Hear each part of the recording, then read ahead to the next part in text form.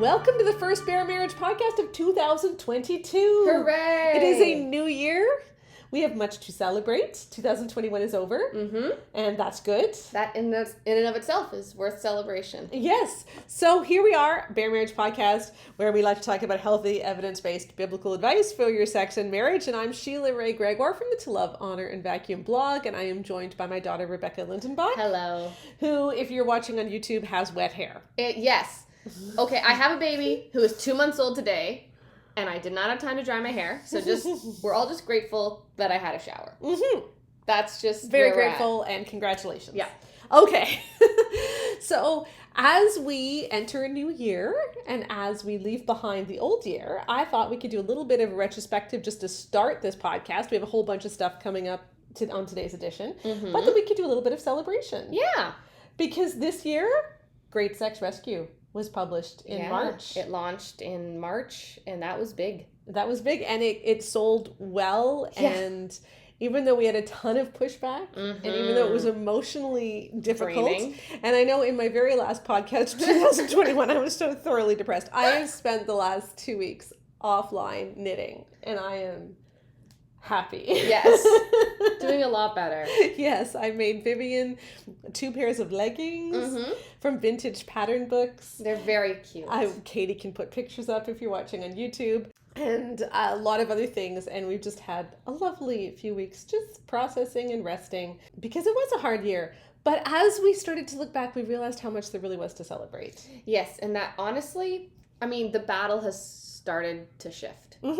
I think the tide really has turned. And even though we were fighting really hard last year, I think in a way we've made some really big inroads. And I'm just excited to see how those inroads spread. And just, to give you a bit of an idea, on December 31st, drum roll please, we got our millionth download. Yes. Of this podcast. And more people tend to listen than download, so... on YouTube, that doesn't count. Or if you YouTube things, or if you stream it through other things, I don't know if that counts or not. It's difficult to find out. But Yes. regardless, there's probably even more than 1 million listens, so that's really thrilling. Yeah, and we had half of those in the last year. Yeah, so it's been growing exponentially. Astounding. Yeah, so thank you for joining in. I know so many of you found us last year, and last year was a great year for the podcast. Lots of really fun episodes. So that was exciting. Great Sex Rescue continues to sell well. We had a big bump at the end of the year, turn of the year, because everybody's including us on their top 10 books of 2021 list. Yeah, so which yay! is awesome. So hey, if it was not a top 10 book for you in 2021, make it a top 10 book in 2022 and pick it up. It will change your life. Rebecca, one of the things I've realized in looking back over our podcast in 2021 is that we never actually summarize the book anywhere. We're always talking about one aspect of the book. That's right. Whereas every time I go on someone else's podcast, I summarize the book. And so a lot of people who only listen to our podcast don't actually know what the book is about. And so we're just so good at our jobs. We do this so perfectly. Yes. So I want to give you the summary that I give on other people's podcasts, because I've been on 200 podcasts. So I feel like I say this all the time, but I realize I don't say it to my own audience. Yeah. So I am going to tell you the story of the book. Yes. As I tell it on other people's podcasts. So it was a Friday afternoon in January of 2019. And I had a migraine, and I was sitting in the yellow chair, which is just behind us, and I was looking for any excuse not to work. And I was on Twitter, which is usually where I go when I'm trying to find an excuse not to work. And it usually is filled with excuses not to work. Yeah, more on that coming up, because our guest is here because of Twitter. But as I was there were people fighting over whether they needed respect or love. And several women were saying that they need respect, not just love. And they were referring to Emerson Eggerich's book, Love and Respect. And I had that book upstairs. Yeah. But I had never read it because I was always afraid of plagiarizing. So I went and got the book. And I read the sex chapter, which is only about 10 pages long. And it was like a nuclear bomb went off in my living room. And I started FaceTiming you and Joanna. Yeah, and the group chat between the three of us was really something to behold. And I was like, I don't believe, we got to do something. Yeah. This is really bad. And so the following week, I wrote a whole week of posts on love and respect, and they blew up. And I started off by talking about the problems with how the book talked about sex. How if your husband is typical, he has a need you don't have. So sex is about men. how you need to minister to him sexually as unto Jesus Christ. So sex is all about a woman giving her husband physical release. And he even says that sex is about a husband's physical release. Yeah, because if your husband is typical, he has a need you don't have. Right. Whereas women need emotional release, whatever that means. I don't know. I picture Sandra Bullock and the late Betty The White. late Betty White. Chanting around the fire in the proposal. The proposal. Yeah. That's what I have pictured right here, emotional release. And the book went on with a lot of really negative tropes about sex. And I wrote about those. And then I wrote about some of the other problematic things in love and respect, including... Well, the entire premise of the book. Yes. And we just had so many comments about how that book enabled abuse in their marriage.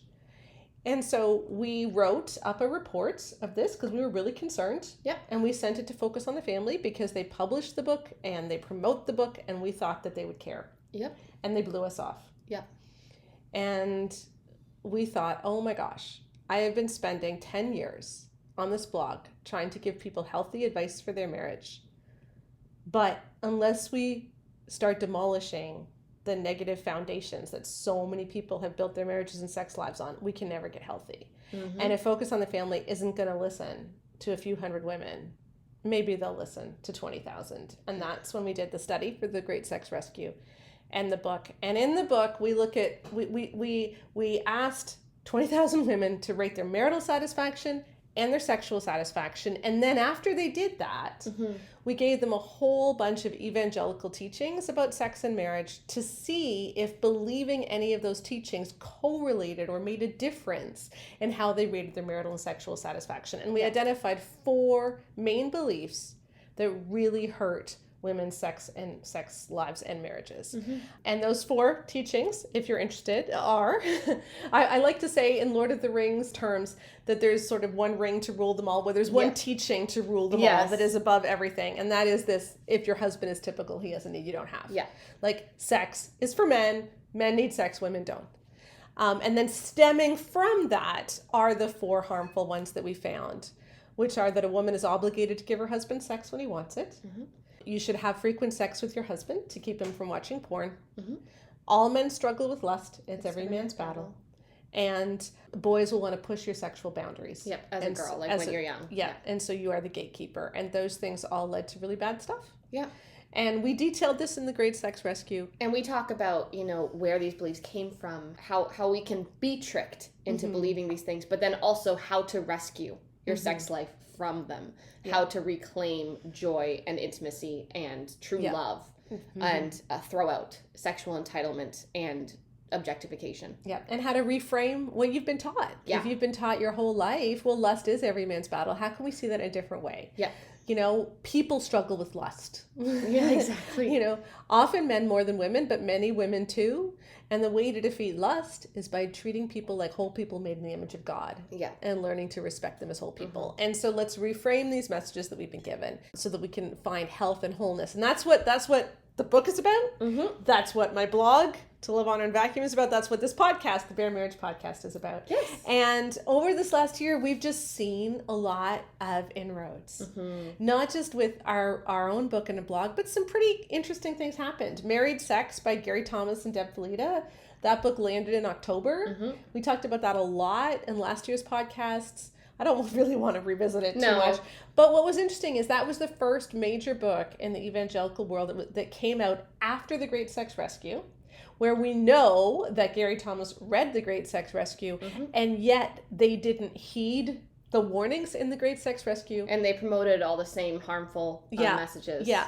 And the book didn't do well, and it had a ton of criticism. And so it's like we really have changed the conversation. Yeah, for the first time, you're not able to write something about how women should feel like they have to have sex the same way that you have to feed a nursing baby in the middle of the night, so why don't you give your husband sex? Yeah. Like, that's such a horrible, toxic message. That's entirely the obligation sex message. Yeah. And also, frankly, if you want your wife to see you as a breastfeeding baby, I think that also has a lot of implications, Freudian implications, but that's fine. Anyway, like I say, you can't say those kinds of things anymore without people calling you out and being like, maybe sex shouldn't literally feel like a chore. Yes. Like, and you can't say stuff like sex ought to be a sacrifice sometimes, or you're doing it wrong. Yeah, you can't say things like you should text nude pictures to your husband so that neurologically he doesn't want to look at porn anymore. He'll become accustomed to looking at your nude body instead of other women. Porn. It doesn't work that way. You can't say those things anymore because people actually have the ability to speak up. They've been, I mean, I hope that we've been able to help people feel empowered to say, hey, I don't want to have to train my husband to look at my body instead of other women. Yeah, that's not how this is supposed to work. Yeah. And then Matthew West had the video Modest is Hottest. Mm-hmm, the music video. The music video where he said that he was making fun of dads who are overprotective, but he inadvertently... He was not making fun of dads who are overprotective. Yeah, he was actively like talking down about other real life women and their bodies. He was saying a lot of very inappropriate things about people who are actually like children of God as well. Yes. So anyway, I had major problems with it. He says, like, what happened was he put out this video saying, you know, modest is hottest, so girls, like, don't wear dress turtlenecks. Wear turtlenecks, and all these boys are going to be looking at you. Remember that if you want to get a good boy, be modest. And then when people said, hey, this kind of mentality about how boys are all going to be staring at my boobs, and so it's my job to cover up the fact that I even have a shape, and this idea of, like, looking down on women who simply have more curves, too, and, like, all of this is so problematic. He's like, it was a joke, guys. It was a joke. Yeah. It's like, that is not that's not a joke. But he had to take it down. He did. Yeah. And in subsequent podcasts, he made it clear he doesn't really understand the reason why, but he did take it down. And the reason he took it down was because there was pushback. So it's like, we're seeing in the Christian world that you can no longer get away with this stuff. The Rise and Fall of Mars Hill podcast from Christianity Today was huge in 2021. I agree with many of the critics that it didn't go far enough. But even the fact that they put it out was huge. Christianity Today is not able to call out the evangelical powers that be because they are the evangelical powers that be. And so the fact that someone who was one of the evangelical powers that be kind of turned on one of their buddies is a really big deal. And I wish they'd gone further, but I think even the fact we applaud the small victories. That we're talking about this, that Christian is great. It's a huge win.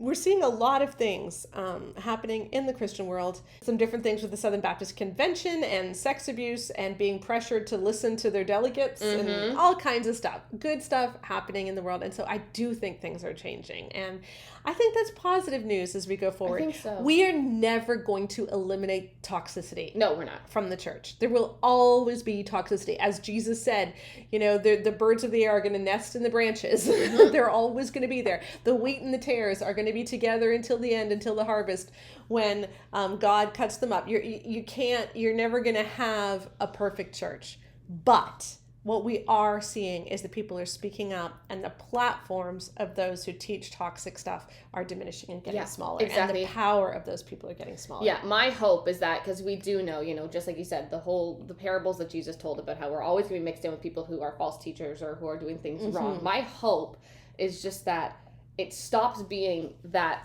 it's a bad tree with some nice birds in the branches, and instead becomes a good tree with some bad birds. Because I feel like I think that's what the parable's saying. Oh crap! No, I thought it's that the. Well, no, it can be interpreted either way.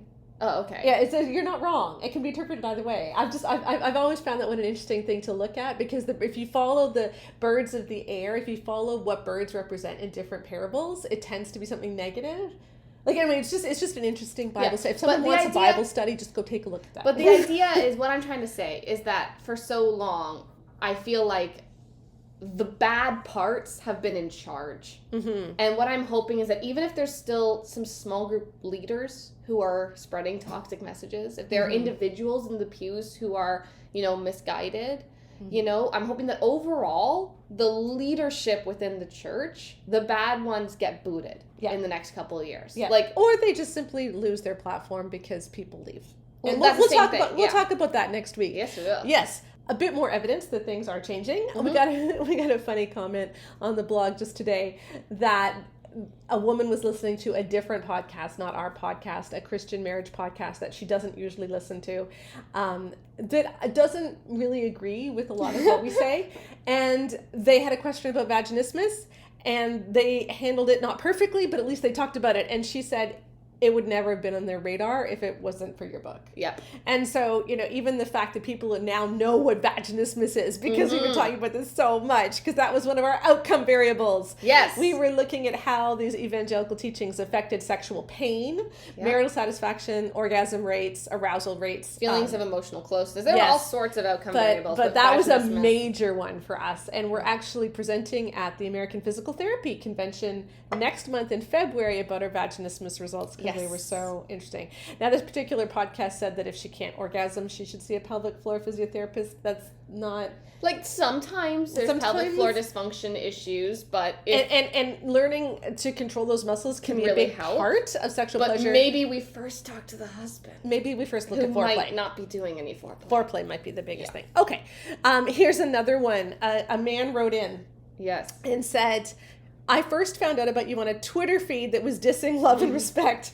Hello. Twitter comes up again. I instantly researched you because my wife and I hated that book, and we only made it through 2 chapters. After arguing because we weren't feeling loved or respected, we realized it was a false dichotomy. Every person needs respect and love. Welcome to our new merch plug. For those of you watching on YouTube, we are each drinking tea out of our love and respect mugs. Yes, and it says love and the and is circled and underlined. It has arrows going to it, respect, and it says because healthy people need both. Yes, should not be a dichotomy. You can get these in mugs, t-shirts, notebooks, stickers, everything. And then he goes on to say, thanks so much for all the work you've done in exposing this and other problematic traits. We felt crazy because people we know had no problem with the book. People thought we were weird. Yeah. Then we found you.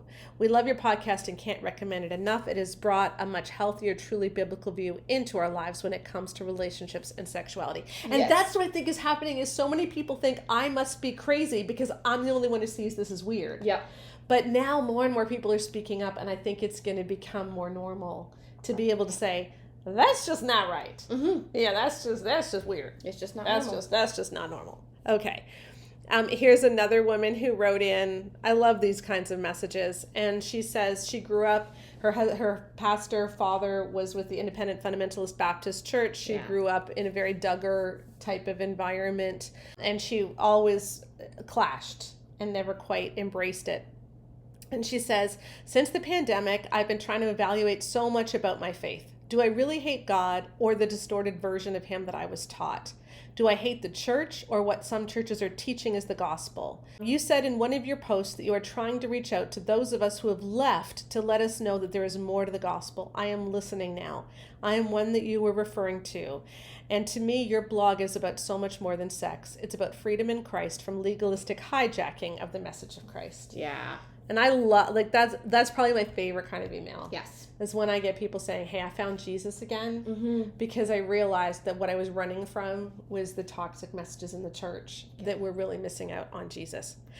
Speaking of toxic messages in the church, Rebecca, would you like to return to Twitter for a minute? Yes. Are you Scott's thread? Yes. So I'm going to bring on Scott and Melissa Coley onto the podcast in just a minute, but the reason I had them on was because of this thread that Scott wrote. I love Scott. He's great. I follow him. He says such insightful things on Twitter all the time. He's a wonderful follow, and I will put the link to him in the podcast notes. Melissa's great too. We'll also put her link because I love Melissa too. They both are great, and we've interacted quite a bit. But he wrote this thread back on December 14th. Yes. Would you like to read it? I will, because I love this thread. Okay. While we're on the subject of virtual church, what's striking about large swaths of the American evangelical church is that if you are a white American man with conventional tastes and modest abilities, being an evangelical Christian is just so easy. In fact, if you're a white male in the U.S. just looking out for your own personal interests, you'd be crazy to choose any other way of life. To start with, you get to just show up and start theologizing from your own point of view, and that just counts as theology. You get married, and then you never have to make your bed or do laundry or cook ever again. Or pick up your towels. Or pick up your towels from the bed. Scott didn't say that one. No, Emerson Eggerichs did. Yes. But yes.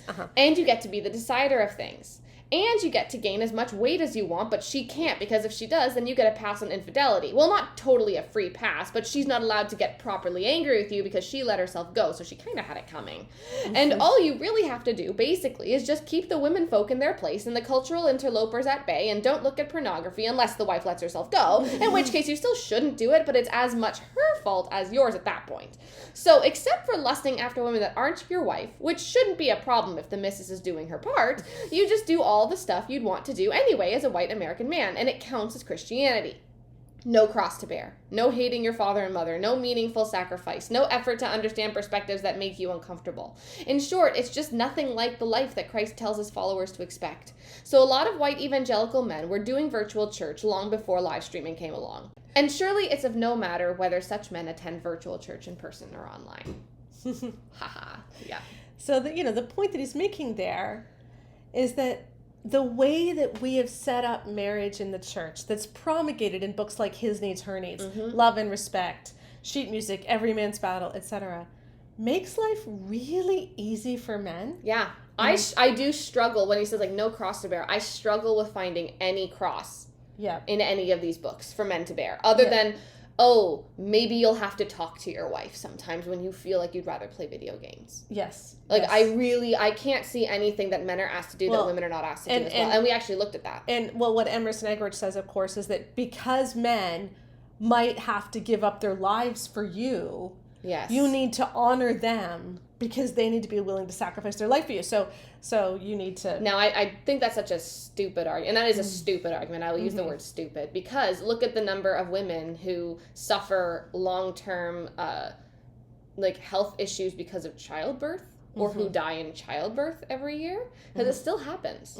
And when you look at relationships, it is much, much more likely that the woman will die at the hands of her partner than that the partner will sacrifice his life for his wife. Yeah.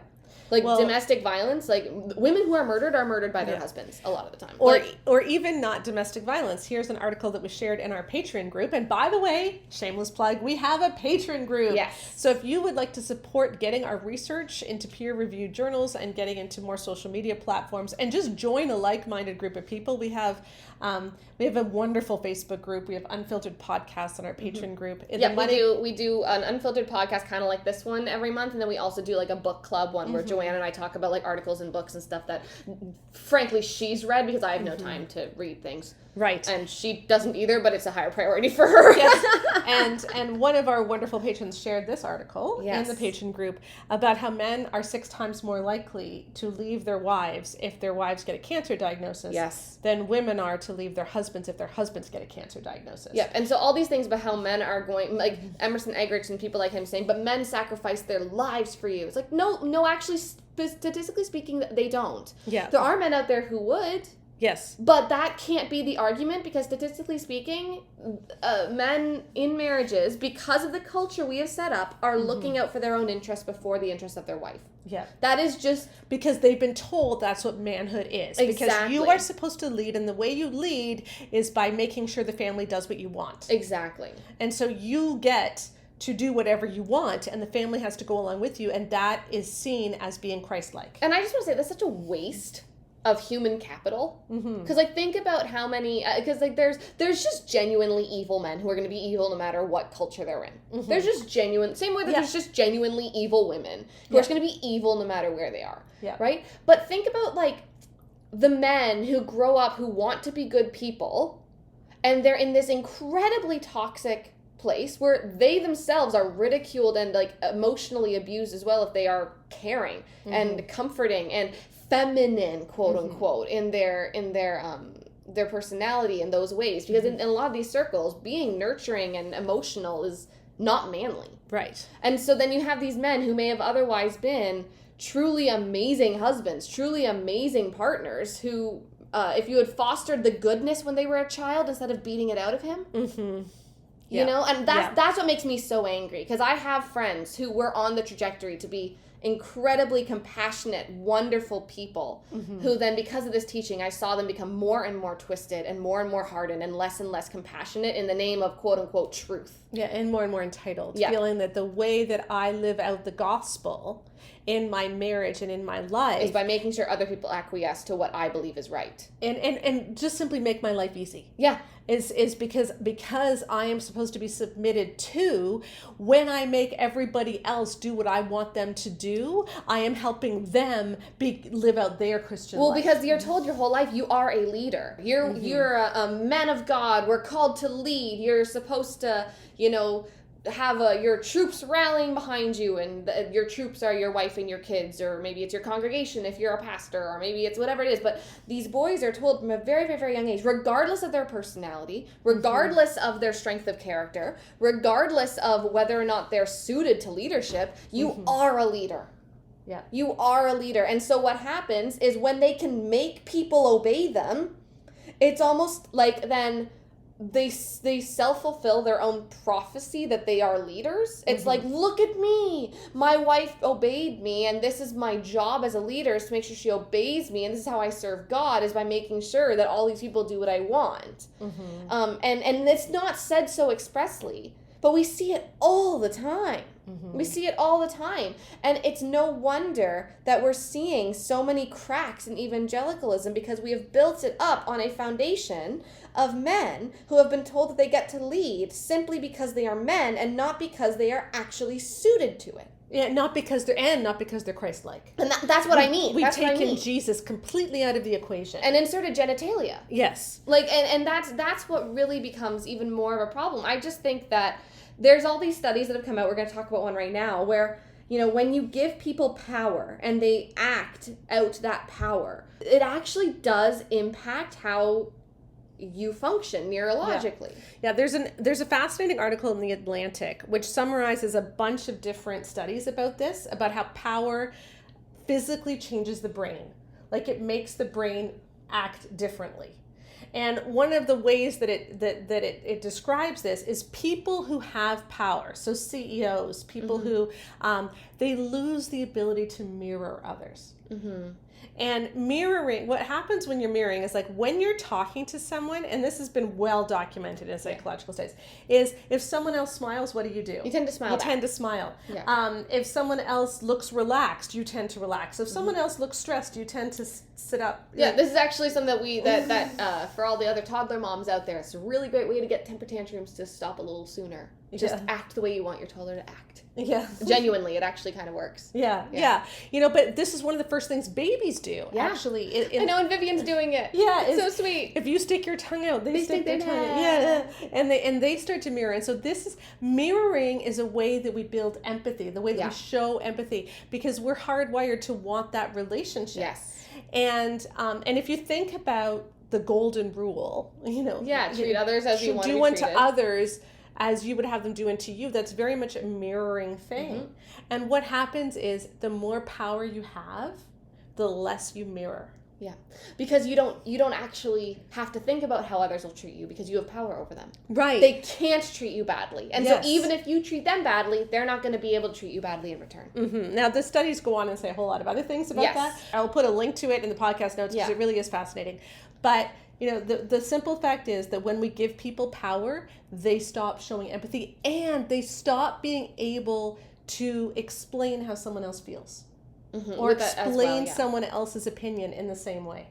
So they actually lose the ability to understand what other people are thinking. Yeah, and remember, with all these studies, we're not saying that every single person who is X gets Y. Like, no, that's not how these studies work. What it means is that overall, if you are in a position of power, you are more likely to experience these kinds of things. And so we have to ask why. The same way that not every single person who smokes will get lung cancer, but if you smoke, you are more likely to get lung cancer. And so therefore, we can see that even if you smoked for 80 years and didn't get lung cancer, that doesn't mean it's healthy. Right? Because overall, we can see the fruit of what it what it produces. I'm going to bring Scott and Melissa on right now, and they're going to talk about that thread. So I am thrilled to welcome to the Bare Marriage Podcast Scott Coley, who is a podcaster at Faith, Philosophy, and Politics.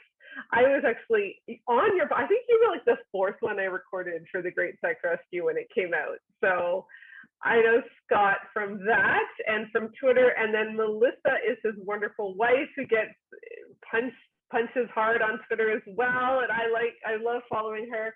And you've got a whole bunch of credentials. You're a teacher, yoga instructor, personal trainer, and yeah, I'm a special ed teacher turned personal trainer turned stay-at-home mom, and I'm currently an art instructor for adults with intellectual disabilities and autism.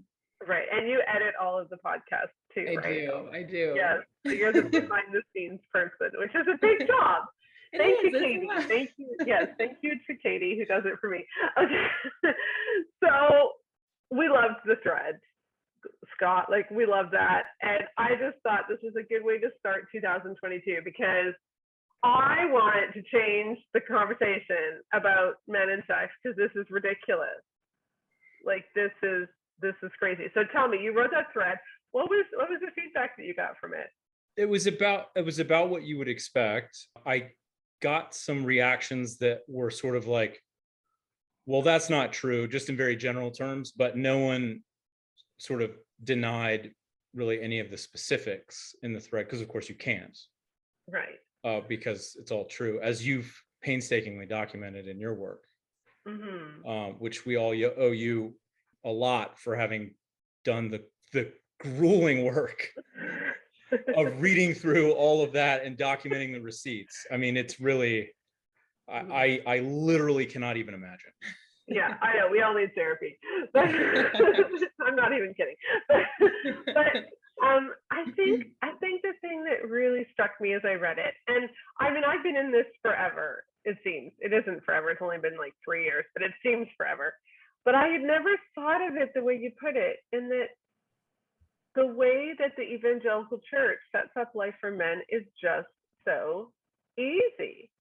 Like, why would you want anything else? And how did we get to the point where we thought that was Christianity?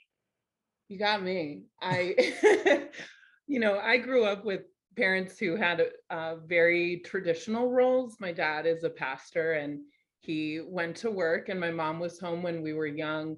But it was never, I never got the impression that my mom's job, that her purpose in life was to take care of all 5 of us and my dad. My dad, in different seasons in life, always, he packed our lunches, he grocery shopped, he made dinner, made breakfast. Like, he was constantly involved. And so some of what we've seen on Twitter and in the lives of people we know, we're a little perplexed by, and we're not really sure why the everything is so simplified, and women are maids, they're servants. You know, I probably have, I don't know, a decade on you guys, at least, maybe more. I'm not sure. I'm older anyway. But I remember, and I shared this in the blog last year, when I was in youth group in the 80s, we didn't talk about gender roles and about all this stuff. What we talked about was, how are you going to make a difference in the world? What are you going to do for Jesus? What are you going to risk for Jesus? You know, we talked a lot about mission work. We talked about how to transform our communities. We talked about how to witness to those around us. We talked about all the many immigrants to Toronto, because I grew up in the most multicultural city in the world. You know, how can we reach these unreached people groups who are coming to Toronto but still have, you know, family back in some unreached nation? Like, what can we do with this mission field that God is bringing right here? And that was what we talked about all the time, was how can we live our lives totally sold out for Jesus? And somehow that went away. Like, I know there's still elements of it, but I don't know, did you guys see that Gospel Coalition reel last week that everybody was commenting on? Ligon Duncan, I don't even know how you say his first name, Ligon, I don't know, Duncan, he had this video up on the Gospel Coalition, and he said that when husbands feel like their wives respect and trust them, they are able to take the risks involved in spiritual leadership. And then he listed a lot of these risks, which include getting the kids ready for church and reading your Bible and acting like a Christian in their daily life. We've taken a much needed break from Twitter recently, so we missed that. I hadn't had the pleasure. Thank you for letting me know that exists. Yeah. When I grew up in sort of evangelical subculture, and I would say that my experience was broadly similar to yours. There wasn't a lot of emphasis on gender roles, at least in the background that I came from. Now, Melissa had a different experience. My parents were an anomaly. Yeah. And I think the operative word there is emphasis, right? Because underlying a lot of this sort of patriarchal, or if you like, complementarian rhetoric, there are actually two theses, and both of which are important. One is to do with gender roles, and the other is to do with the importance of their view of gender roles, right? And we never talk about that second one, right? So, say what you will about gender roles, right? But I just want to know how we got to a point where you've got a bunch of dudes running around screaming about how important it is that we let dudes be in charge, right? So if you think men should be in charge, fine, we can have that conversation. But if that's like 90% of what you talk about, and it just so happens that you're a guy and it really works to your benefit for things to be that way, I just have to say at a certain point, I mean, this was kind of the motivation for the thinking behind the thread was, why do you spend so much of your energy as a Christ follower trying to bring about social arrangements that make your life easier? And incidentally, I just never had the idea that the purpose of marriage was to make my life more convenient. That is not the point of marriage. I've been married for, it feels like what, 3-4 years? Almost 9 years. Oh, has it been that long? Yeah. I don't know. So I haven't been married that long, so I won't claim to know what the point of marriage is, but I do think I have a pretty good idea of what the point of marriage isn't. Yeah. And I just don't think the point of it is to make my life easier. And I just don't think that's why my wife exists. Yeah, it's bizarre. And it's such a strange view of, like, I find this whole thing a very strange view of men. Because the men that I know who truly love Jesus are not running around trying to be in charge. They're running around trying to make the world, trying to bring the kingdom of God to earth. Like, let's feed the hungry. Let's, care about our communities. Let's tell people about the good news. Like, let's do the work of the gospel. They're not saying, hey, everybody put me in charge. And I don't know how we can give a different picture. I guess this is what's bugging me, is how do we fight back against that when every time you try, you're told, well, you just don't believe the Bible? So okay. I have a couple of projects going, one of which has to do with ideology and propaganda. And that's propaganda. And in particular, it's a kind of propaganda that appeals to some ideal in service to an agenda that undermines that very ideal. Now, here's what I mean by that.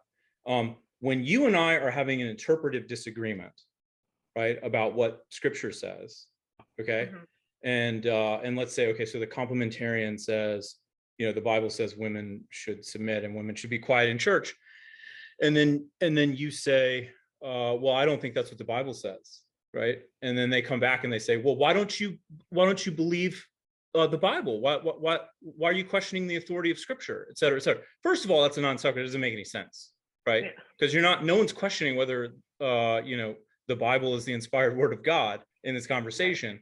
The whole point is, what is the Bible saying, right? Because you and I can disagree about the significance of the white whale in Moby Dick, and we can, while completely agreeing that Moby Dick was written by Herman Melville. Right.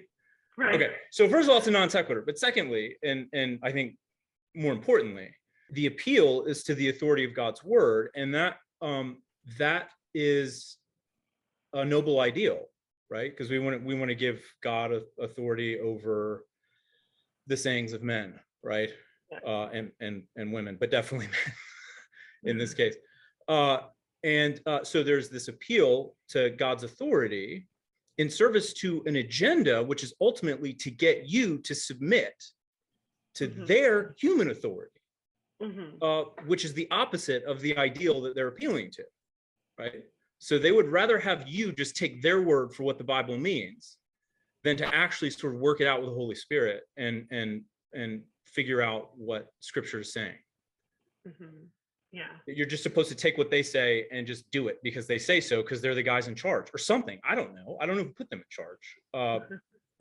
But no, you don't get to just tell me that I reject the authority of Scripture because I don't agree with your reading of Scripture. It's nonsense. It's propaganda. Yeah. It's a hard one to fight against, though. Like, it really does shut down the conversation. I think a lot of people then don't know what to say. Because when someone says, well, you just don't believe the Bible, I think that's where a lot of people just feel almost shame. When you don't know how to argue the Greek, you don't know how to argue the context of the time, you don't know the intricate arguments, you just know, but what you're saying sounds nothing like Jesus, and so it can't be right. So proof texting used to be bad. I don't know when it stopped being bad. I don't know. This is an unwelcome development. I started to say a few minutes ago, I grew up in this subculture, and then I went away to graduate school, and I still went to church, but I stopped paying attention to, some of these intramural conversations. And then after I defended my dissertation, I sort of came back into the world or something, and I got on Twitter, and all of this stuff appeared to me, and I was like, what? And I'm looking at Melissa, and she's like, yeah, I tried to tell you that this was a thing.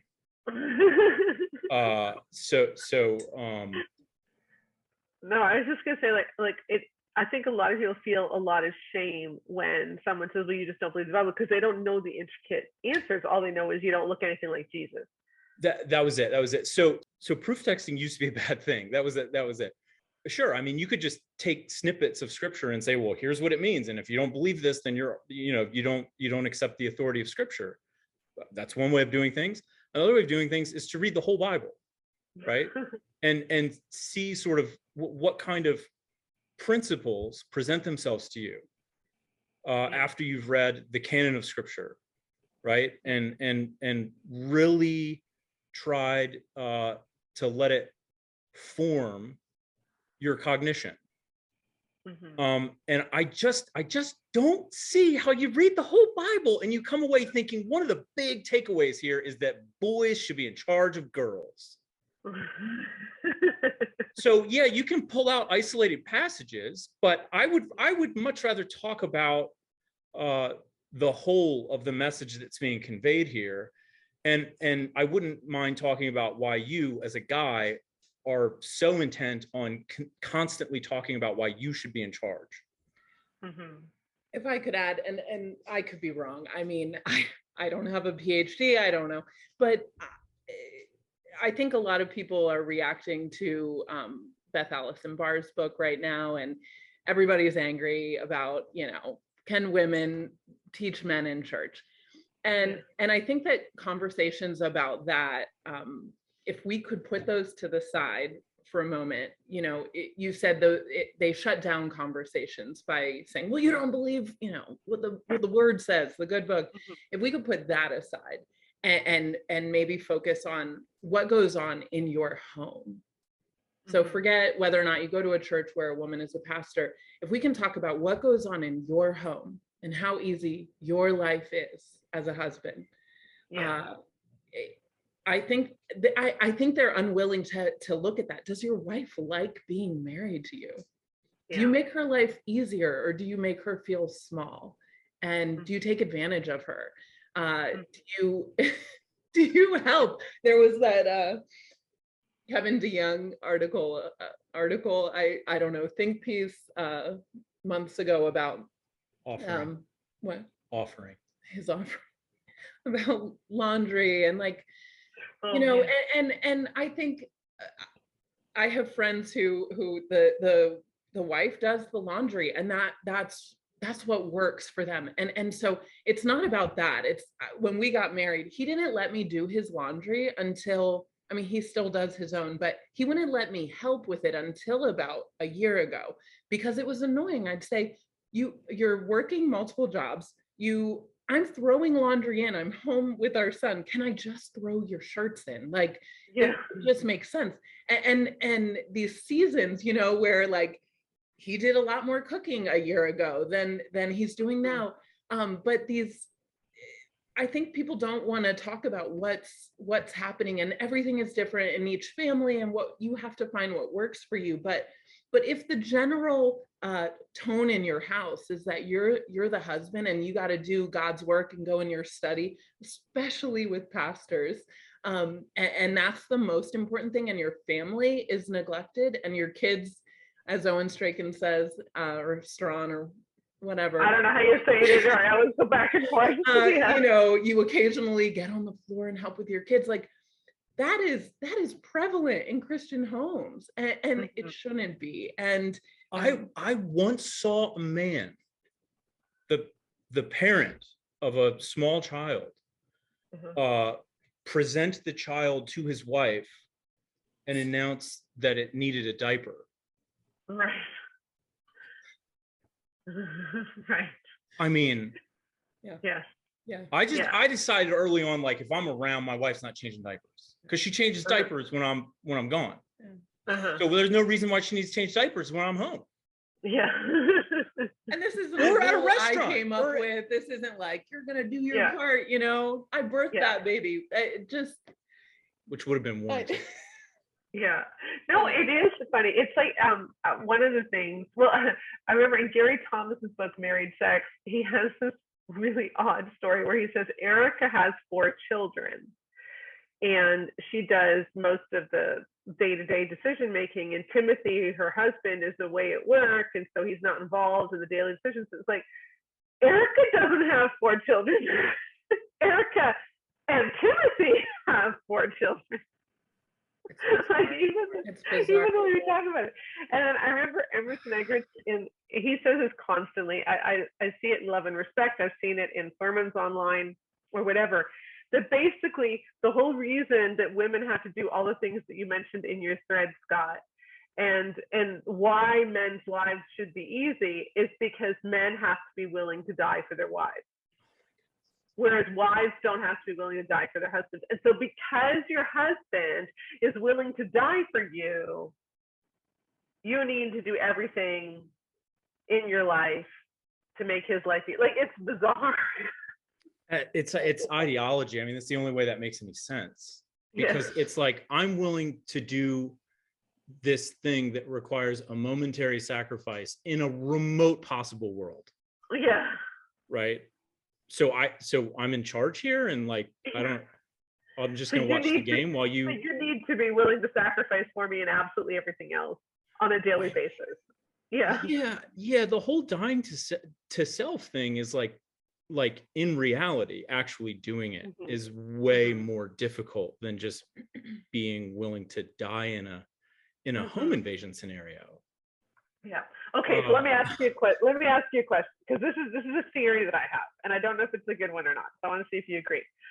I think that this is largely a Boomer Gen X problem, and that millennials and Gen Z, and Gen Z. I always forget. I'm Canadian. Anyway, and millennials. It's charming. No, it's good. Gen Z, Gen Z, whatever. And was it Alpha that's after Gen Z? I don't know, but like, I think that they're going to change it. I think in the millennial generation, there's less likelihood that people are putting up with this crap. I think you're right. Most of our friends, especially through the pandemic, it's all hands on deck. Most of my friends are working moms, and they're working from home. Their husbands are working from home, and everyone is doing everything. And I think in a lot of cases, these husbands are seeing what their wives were doing, before the pandemic, when they were leaving and commuting and all that. But unfortunately, and maybe it's just isolated to Twitter, where Twitter shows you what you don't the people that you don't hang out with on a regular basis. There is a push among millennials, and we've talked about this at length, to reclaim what their elders taught them and try to repackage it. And I think other books are going to come out. I think, Love and Respect is so harmful. I think some of these millennials who are positioned to inherit the mantle, I think they're going to do it. And that's part of why we talk about this and fight against it, because it's no way to live, and it's a distraction from what the gospel is and how it's supposed to function. I want to agree with you. I want to believe that it's going to go away, but I think there are pockets that are harmful. Yeah, there will always be pockets. There will always be pockets, and I don't think we're ever going to get rid of of these toxic teachings altogether. But I do think a lot of millennials are looking at this thinking that's not like that's just nuts. I'm hopeful that you're right, and I think we're, in our more hopeful moments, we're like, oh man, this is changing, and I think there's. It seemed, my impression anecdotally is that the momentum is on the side of changing these dynamics within the church, and then there's within evangelical circles, I should say, and then there's this phenomenon where, at least as far as white evangelicalism in the U.S. goes, the group sort of gets pulled along the arc of moral progress with secular society. It's really, you would hope that evangelicals would be leading the way with some of these much needed reforms, but the culture at large, I think, is looking at some of these dynamics and saying, well, that's ridiculous. I don't want anything to do with that, and rightly so. Oh yeah, and there's such a cognitive difference. I was reading some excerpts from Recovering Biblical Manhood and Womanhood by John Piper and Wayne Grudem, who wrote it as well. Someone was posting screenshots yesterday on Twitter, and one of them was John Piper was talking about a work situation where you had a female boss who called a meeting. And how do you exert your masculinity and make sure that she understands she is feminine in that sort of a position? And so what you should do is hold the door for her and take out her chair for her and things like this. And I'm like microaggressions? Yeah, if you did that in a work situation, if you did all those things, it is so obvious that these people have never worked in a corporate situation or academic situation whatsoever. When John Piper starts getting into thought experiments, it seems to me that the appropriate response is just, an expression of complete incredulity. There are no words. I know, this is the same book where he says that a man who is lost and goes to a woman in her garden for directions, which is creepy. Like, why is he in her back garden anyway? But that she's supposed to give directions in a feminine way, which doesn't undermine his masculinity, and so she shouldn't be direct. Or so you got to give direction. I find that if I go up this road and take the third left, I often end up at the highway. What is It's crazy. It's literally crazy. I think so many people are just finding in the rest of the secular world, their lives are so different that church is insane when it comes to this sort of thing. And I have a lot of faith that the next generation isn't going to put up with it. I believe. I'm going to choose to believe that. I think my generation wrecked it because we had a chance and we wrecked it. So I think my concern is that in the political climate right now, especially with conversations about public school and CRT and the libs are, trying to take over your children, I'm seeing a lot of Christian families decide to homeschool. And I think that naturally is going to change the dynamics within the home. I know personally, families who are very right wing and lean that way, and they are deciding to homeschool, and moms are leaving the workforce. And so that's where the repackaging of this at-home dynamic between spouses, that's where I'm seeing it happen. Yeah. And that, I think that's what concerns me. But I like your hope. I think I'm more jaded. Yeah. You're so positive. I don't know. I think that in general, like the moral arc says, what is it? The moral, the arc of history, the moral. There's something. What is it? What's that? The quote from Dr. King that yes. The arc of history is long, but it bends toward justice.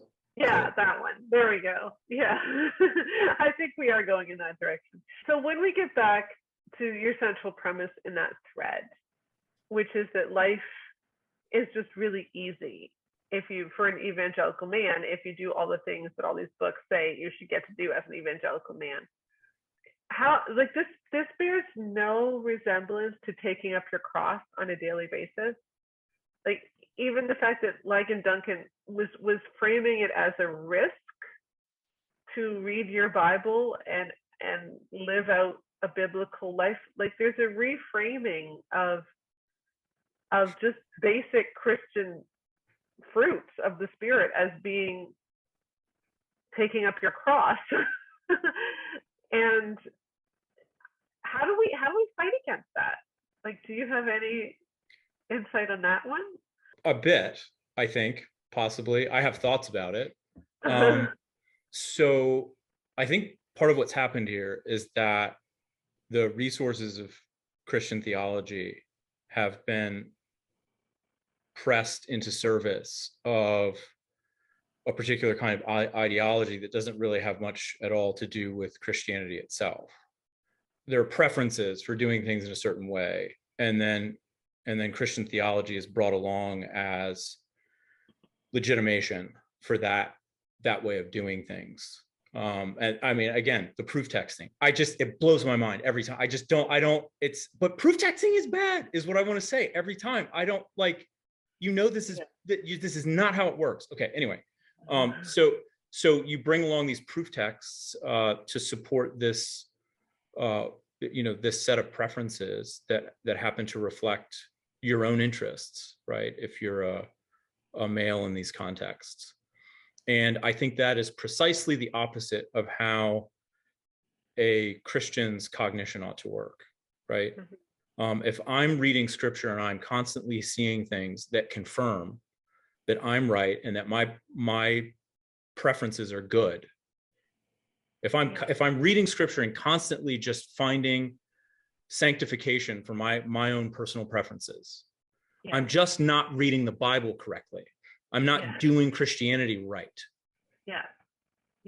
So I don't know if that's helpful, but there's this thing called motivated reasoning, right? Where you find justifications for what you want. And everyone does this. This is a natural human tendency. Mm-hmm. And I think a lot of Christianity is about fighting that, right? Putting the preferences, imagine this, right? Okay, this is revolutionary. Putting the preferences of other people before your own. Didn't Paul say something about that in Philippians 2, I mean, 3 and 4? I feel like that shows up in maybe a few spots. Yeah. Or how about, he must increase and I must decrease, like from John the Baptist talking about Jesus. Like that should be our aim. I think it's my prayer that we'll catch that again, that we'll fall in love with Jesus again, instead of just seeing that Christianity, cultural Christianity, is a really great way to make my life easy. So wouldn't it be such a testimony if people outside the church, unbelievers, looked at Christian marriages and families and said, wow, all of those men seem really committed to serving their spouses, and their spouses seem happy and well rested. I don't. There's no reason why day in and day out you should look as a man so much better rested than your wife.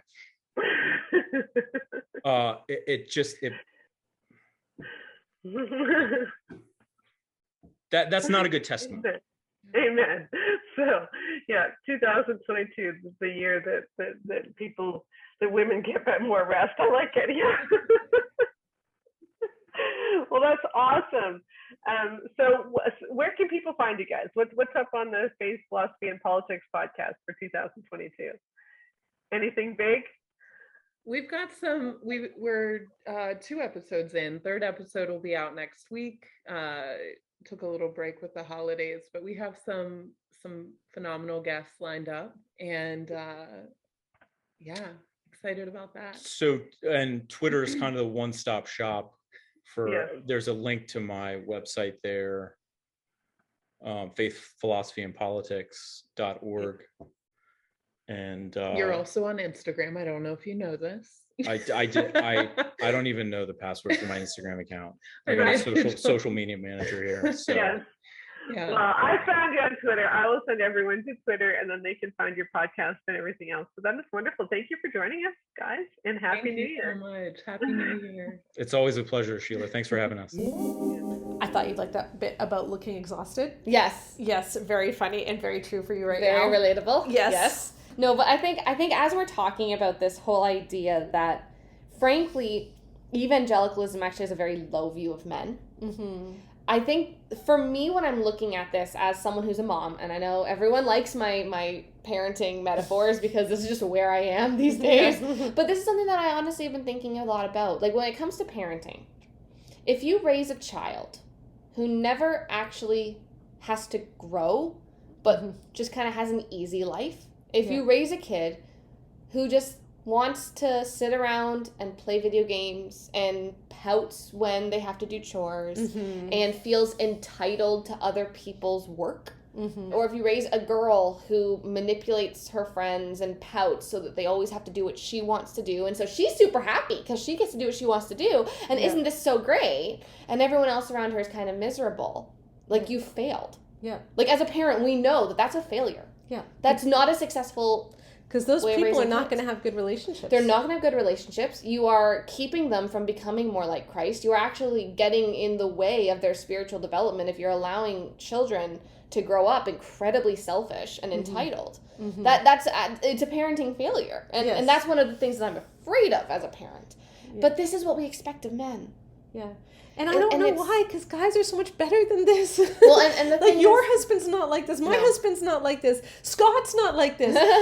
like there is no reason for us to think that men can't be good people, or that men are so fragile. Yeah. That a woman having an opinion is going to demolish them. Yeah. It's just not the way it works. No, it's not. And what we've done is, in essence, we've raised in the church multiple generations of spoiled husbands. And I know which doesn't mean all men. No. It doesn't mean all men.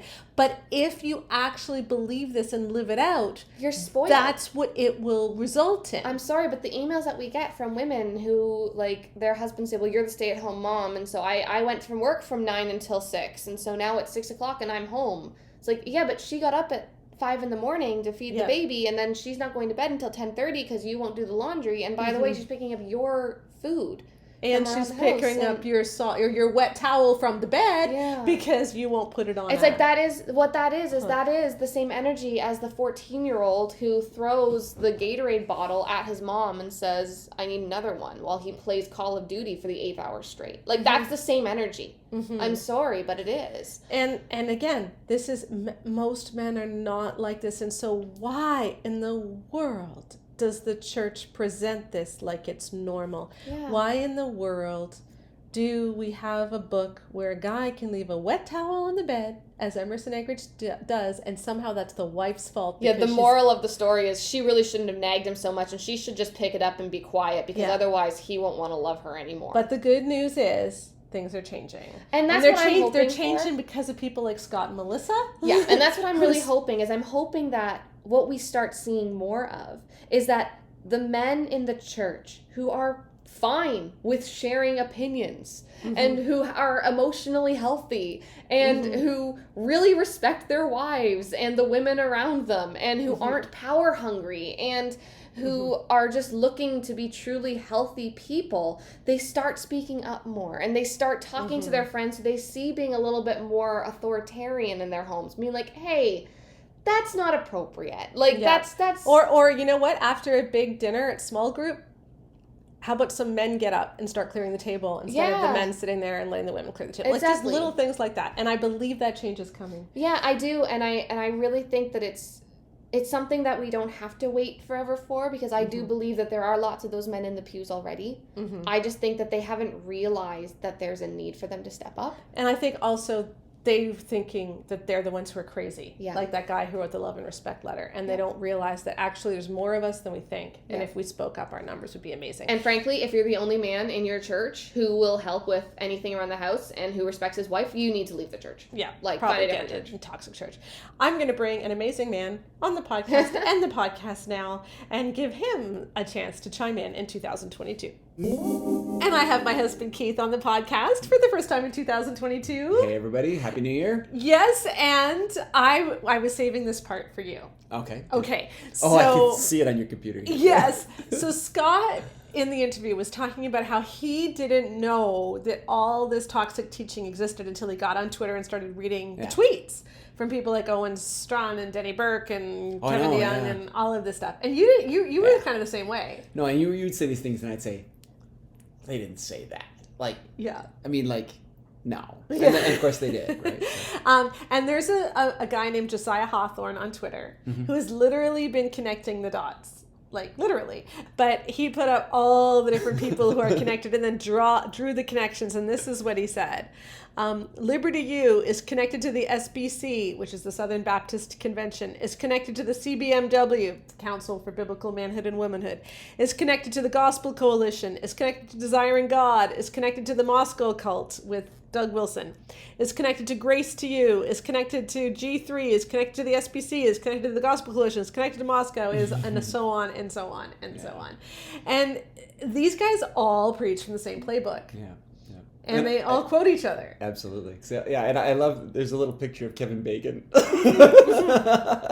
degrees of Kevin Bacon. I tweeted Josiah afterwards and I said, the Kevin Bacon thing is perfect. And he said, okay, after they made this graphic, they actually figured out how to link Kevin Bacon to Liberty U. Oh, because he's not linked in this. In 4 steps. He's just there, which is that fun game, but we shouldn't paint Kevin Bacon with the same brush, because not for the same reason. I think it was meant to be the joke, because the 6 degrees of Kevin Bacon's the game that. Yes, exactly. So they have Kevin Bacon there, but this just shows like these guys are all preaching the same playbook, and it doesn't look like Jesus. No, and so they all reinforce each other, and they make each other feel like they are the true believers. Yeah.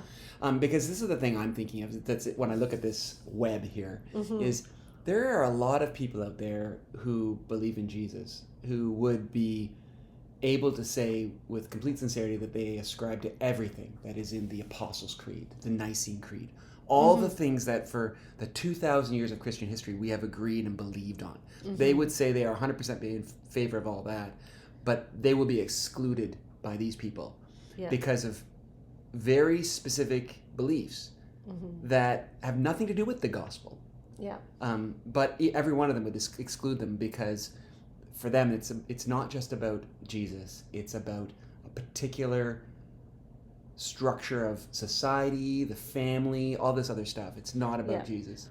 Which puts men in power again, and really encourages men to look nothing like Jesus, which is the big issue that we're talking about. And that leads me into a reader question that I thought we could read really quickly before we end this episode.